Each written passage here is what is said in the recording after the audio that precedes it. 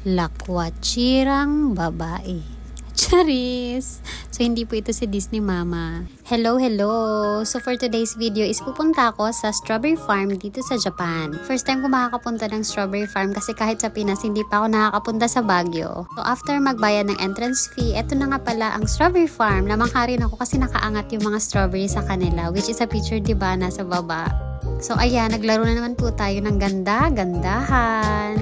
So, napakalamig sa labas, pero dito po sa loob ng strawberry farm is napakainit. Hindi ko alam bakit. Kaya ayan, napakahubad na tuloy tayo ng coat.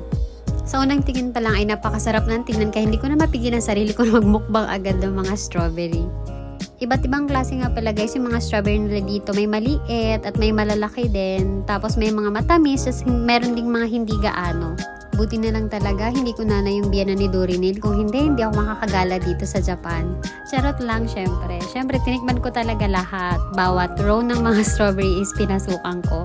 Medyo nahiya lang ako at nagantay ng konti para makapag-video. Kasi nahihiya ako baka masama sa video yung ibang mga Japanese. So, after ko mabusog ng strawberry is pumunta na kami sa exit para mag-take out ng mga strawberry, guys. So, eto nga pala yung tinake out ko para sa mga kaibigan ko. So, ayan, time to go. Thank you for watching.